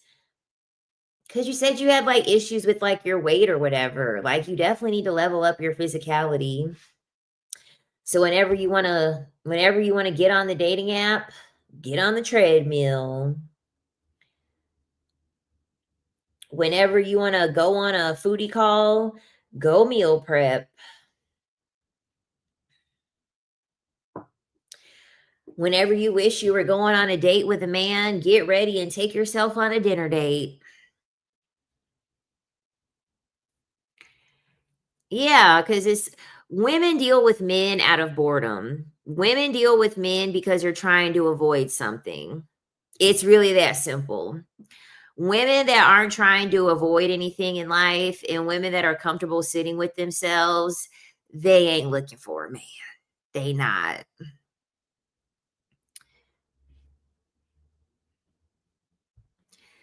No more Dunkin' Cloud lattes, SMH. I actually tried the cookie butter. I make an espresso and I measure out my cream and I measure out my sugar. I'm very disciplined. I don't drink my calories. That's a really easy way for you to get fat and stay fat. Drinking your goddamn calories. Them Dunkin' Donuts drinks, them caramel mocha latte frappa latte macchiato, that shit is going to get you fat and keep you fat because you're drinking your calories. You would be shocked at how many calories you can drink. Like them Dunkin' Donuts drinks, like for instance, I asked the lady for a small and she was like, "Are you sure you don't want a medium?" I'm like, "No, bitch, I said I want a small. I know what the fuck I want. That drink is 370 calories for a medium. I want a small. Give me the small like I asked for. You ain't finna have my back out here big." But I tried the cookie butter latte this morning from Dunkin' Donuts. It was good. It was good. I was glad that it wasn't real sweet. She said, "I just checked ChatGPT and I wish I can unlearn that." She was right about spikes on their PP when mating. That's terrifying. Yeah, I gotta wonder why these girl cats be like that. Yeah, they're fearful over that. Of course, you would be sacred too.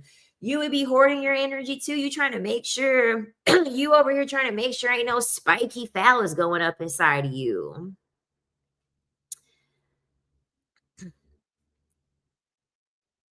The cookie butter latte, it definitely was good. It is. It definitely was good. You won't have to worry about coffee staining your teeth, especially if you drink it with a straw. Definitely if you drink it with a straw, that way it'll go straight back. Or you could just drink your warmer coffee through a stir. Um, but my teeth stay white. My teeth stay white, and I've been drinking coffee. I've been drinking coffee since the beginning of time. I would never recommend a dating app to somebody. I am anti dating apps. I've been using dating apps. I started using my first dating app in 2016. I used dating apps from 2016 all the way until 2023. So that's what 17, 18, 19, 20, 21, 22, 23. I used dating apps for 7 years. Okay. I never looked for love on a dating app. To me that was stupid. Honestly, to me that was stupid. I would never go looking for love on a dating app. I would just look for experiences on a dating app, but like especially with how things are now. Hell no. I would never recommend a dating app. I would never tell women to go on a dating app. It's too dangerous. The longer something has been used, the more men will find a way to exploit it. And just in general, there will be more forms of exploitation to take place. These dating apps have been around for so long. Like you have men on the app who can send you a D pic and they're not going to get kicked off the dating app. But when a girl wants to use the app to promote her fans only, they ban her account. Yeah, no.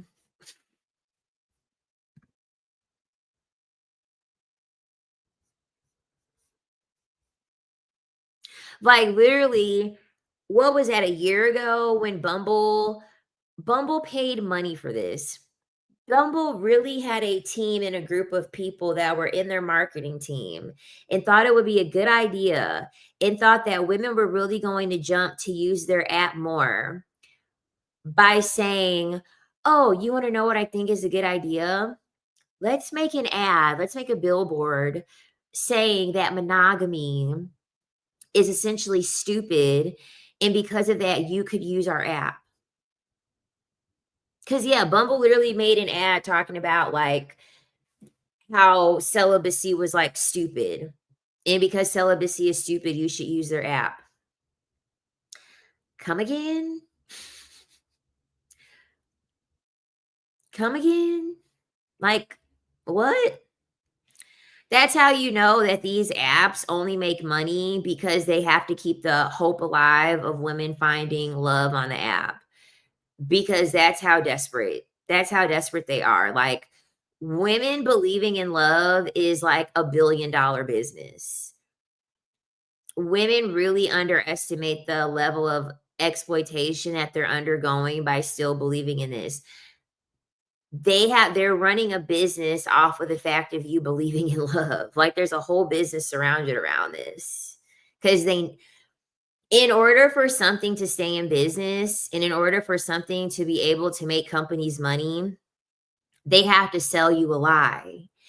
And they have to sell you different forms of the lie by giving you new solutions. It's like the weight loss.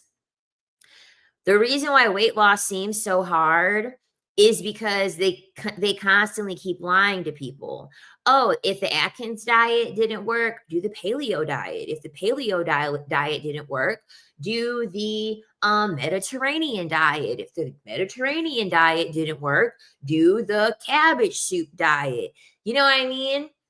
It's the same exact thing for dating. Oh, well, if you were dating a man for money, it's time for you to start dating a man for love.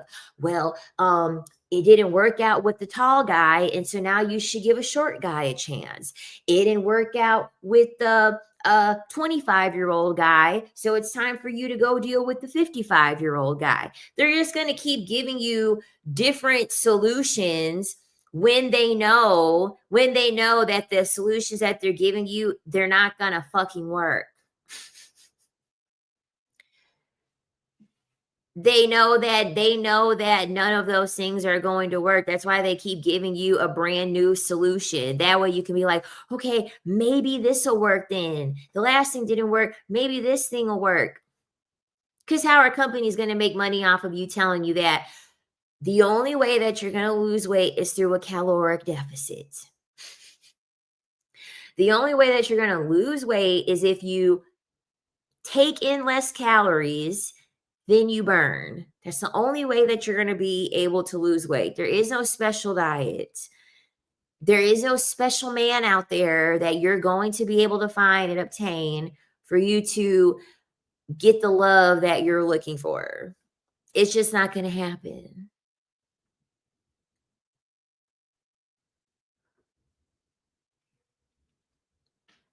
Exactly. Yeah, you can't do keto your whole entire life. None of that shit is sustainable. And the thing about it is that instant gratification, that is a selling point. Instant gratification. Usually they say lose 30 pounds in 1 month with the keto diet. Lose weight fast, lose 10 pounds in a week. They give you the promise of instant gratification. It's the same thing with apps.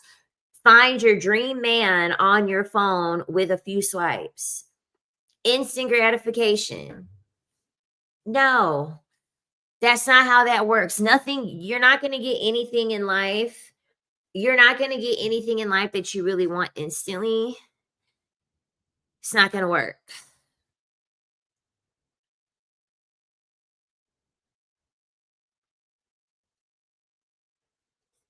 Yeah, it's all of these empty promises. It's all of these empty promises um giving you this false sense of hope. Like there was a woman, I'm going to do a video in response to her in response to what she was talking about, but essentially she said that she had to come to the hard realization that like the manifestation, becoming your best person and like taking all the advice, like all the self-help advice that she was finding online, it didn't get her a man. And she thought that if she were to do all of this self-help and to do everything that that online was telling her to do, she would find a man. And like she feels some type of way now because she realizes that it was all a lie. And she realizes that despite her doing all of these things, she indeed is not going to get a man. Yeah, that's how they get you. If life was that easy, everyone would be doing it.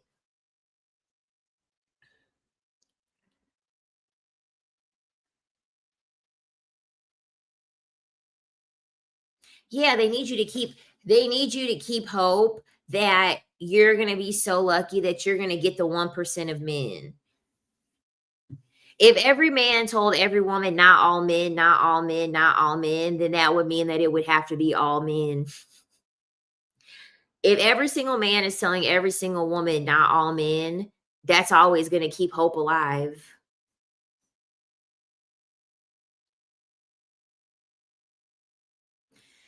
Exactly. The fact that dating apps exist still shows they don't work. Exactly. Dating apps have been in existence since the beginning of time.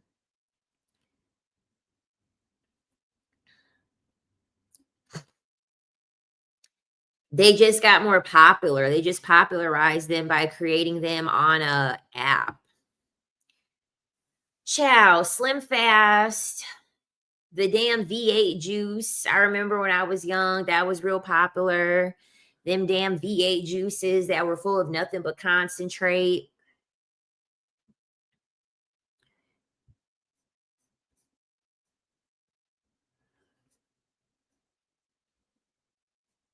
Mhm.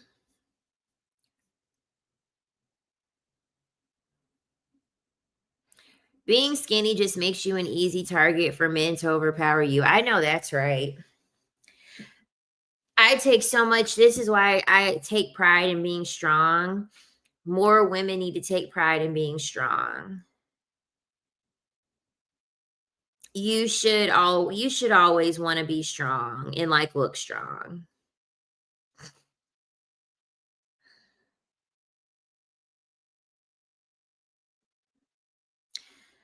Okay, I'm unsubscribing to this.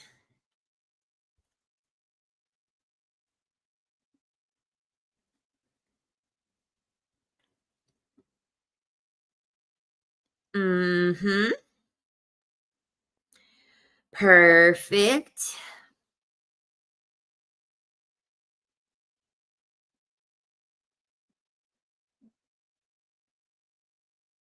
And I had to accept the fact I'm never going to be skinny. I ain't never going to be skinny. It's never happening for me.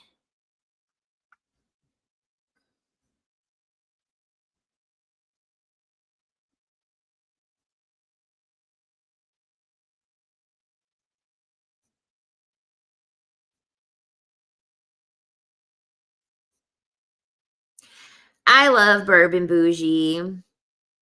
I love when she says, "Let the birth rate plummet to hell." I love it when she says that. I have a wide rib cage and broad shoulders. I don't wanna look stronger. I have a wide rib cage and broad shoulders too. It is what it is. Hi. Yeah, it is what it is. My back is, like, really wide, like, my lats are really big too. It is what it is. I did bodybuilding. So, and child, I don't really want any man to want me. I don't want any man to want me. Ugh. Ugh.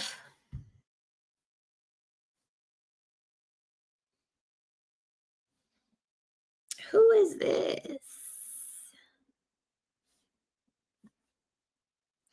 I'm almost at 100,000 followers on TikTok.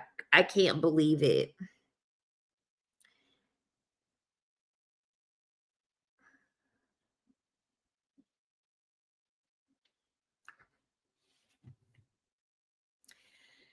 How do you unbig your back? Just eat less and walk around.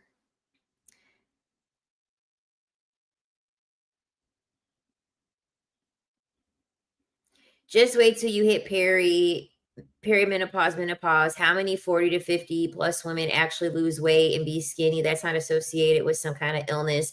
Gaining weight is natural as you age. It really is. That's why when I see my grandma getting smaller, I'm like, oh, I hate how small she is. I'm like, Grandma, Grandma, you're withering away.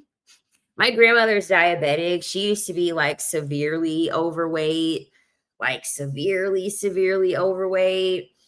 And thank you. I appreciate it. Congrats and shout out to you. I knew you would be big when I watched your first video. I appreciate you. Thank you. Um, yeah, because I really do feel as though, like, yeah, as you get older, it's only natural that your body's going to try to hold on to more weight, because it's trying to preserve everything. It only makes sense that that would be a natural response to your body. Your body's just trying to hold on to everything a little bit more to maintain homeostasis. That's why losing weight is so hard, especially the last 10 pounds. Them last 10 pounds, your body's like, whoa now. We don't know. We don't know when our next meal is coming from because like humans have been alive for a long time and like we don't know factually how long we've been in existence. We really don't know exactly. But I mean, common sense would tell us that a large majority of that time, and I feel like evolutionary, this is common sense. We've had more time being hunter gatherers than we have been in the society that we're currently living in. Because your brain doesn't know that there's a fast food restaurant. Your body doesn't know that you have food in the refrigerator. Your reptilian brain and your hind brain, when you're trying to lose them last 10 pounds, your brain's like, we don't know when we're getting food next. I just can't let you lose weight this easily. I don't know when our next food supply is where it's going to be coming from. So your body's like, we got to hold on to this cuz your brain doesn't know. Your brain don't know that it's McDonald's right there. Thank you. I ate nothing but Dr. Sebi foods and I was really skinny. LOL. I was starting to lose my butt. Exactly. You're battling homeostasis when losing weight. Yeah. Your body's main function is to keep you alive. Your body ain't over here like, I want to be snatched, girl. Like your body isn't thinking that shit. Your body's like, I want to be alive, girl. I want to be functioning, girl. I want to make sure that your hormones are together. I'm trying to make sure you got a period. Trying to make sure that your hair is thriving, your nails are thriving, your teeth are thriving, your skin is thriving. That's what your body is focused on. Your body ain't over here like, I'm trying to get snatched too, boo. Like, no, that's why losing weight is so hard.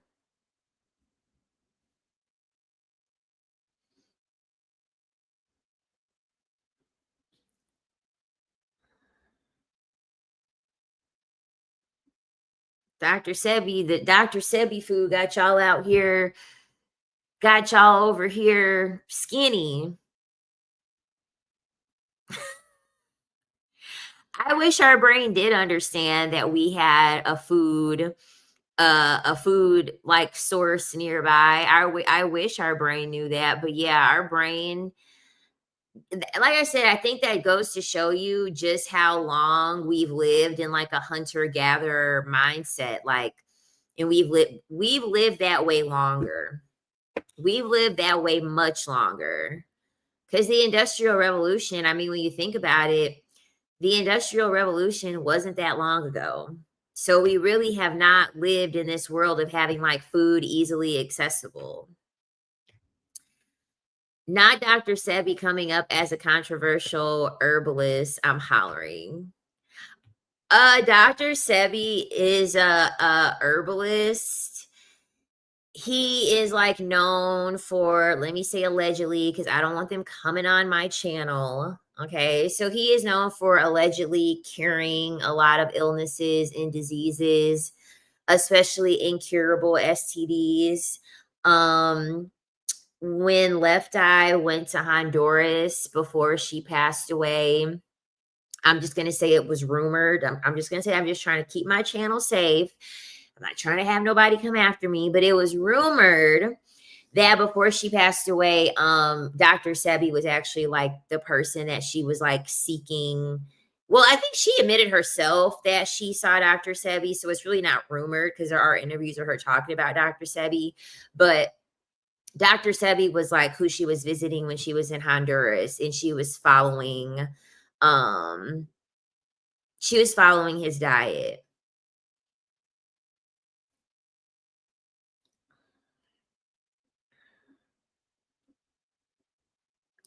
I'm going to make subliminals to tell my brain that the refrigerator is in the other room. I'm hollering.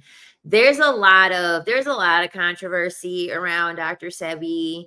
They claim that like he passed away from like natural causes or something, and then you have like the theorists who are like, no, he was he was unalived because he was a threat to like the pharmaceuticals and stuff like that. Like there's a whole like theory. Like there's a lot of theories in that whole thing. Like I've even heard theories that allegedly Andre Rison gave Left Eye the gift that never goes away.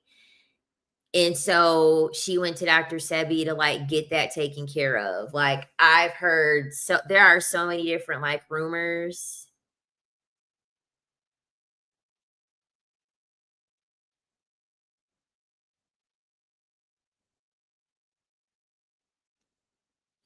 You can't hardly eat. I know you can't eat anything on his diet. You can't. You can only eat alkaline food. And like the thing about it is that I have the Dr. Sebi kit because like his daughter took over his practice, and so all of his products are sold through his daughter running the business. I did buy like his 3-step kit. I got that damn 3 steps kit sitting in storage because I don't want to do that diet. You have to do the diet like the whole entire time, like before that you do like the 30-day like kit thing or whatever. I don't know how I feel about eating like that for that long.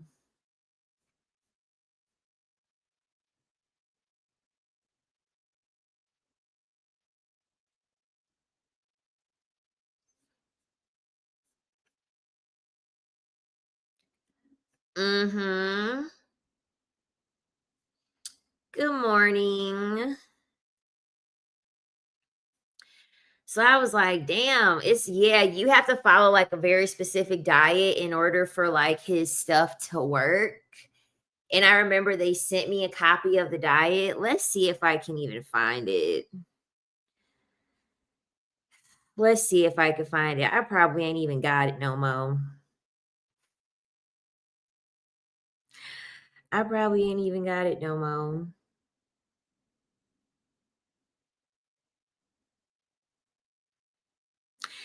first off, let me get the name.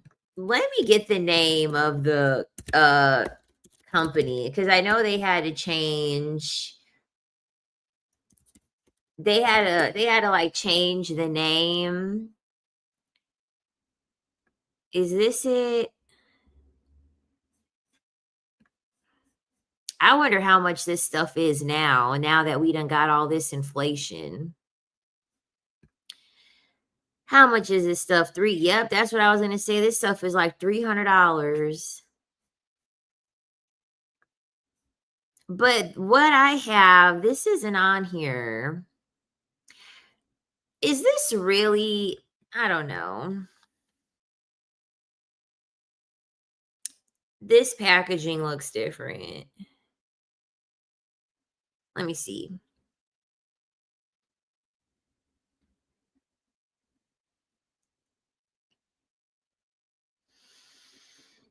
Mm-mm-mm-mm.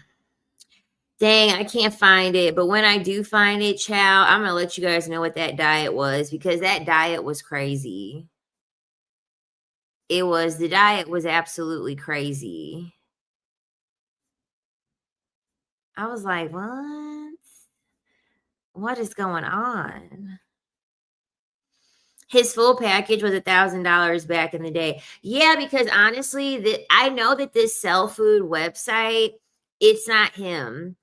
This doctor, any product, his name isn't him anymore. Yeah, because I know it's not this doctor. I know it's not this Dr. Sebi's Cell Food that's coming up. I know that this isn't him, because his daughter did an interview with, I want to say, the Breakfast Club, if I'm not mistaken.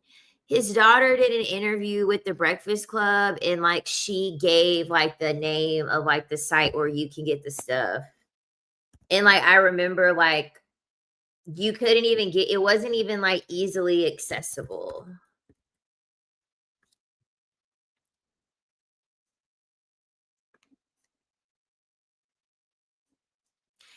And it's not this either. Like, oh my God. Like, oh, this is crazy.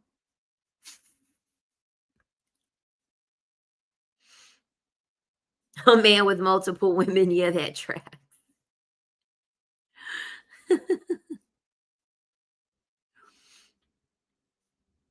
I learned living overseas that dieting is a very American thing. Yeah, because they pump the shit up with all these hormones and stuff to keep you fat.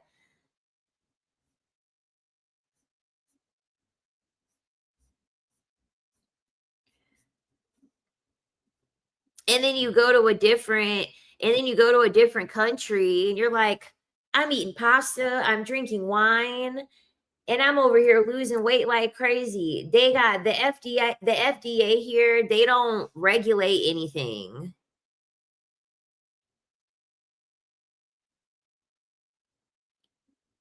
They do. It's terrible. But y'all, I'm gonna get off of here. Don't forget to like, don't forget to subscribe.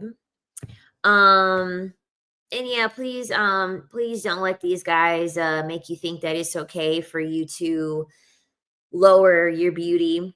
Please always value your beauty, okay? And leave a man before he ever like makes you ugly, or think that it's okay for you to not look your best, because you can benefit a lot off of looking good even if there is no man in your life. Okay, please. Keep these dusties far, far away from you. Okay. I will talk to y'all. I'll be back tomorrow. So I will see y'all tomorrow. Bye.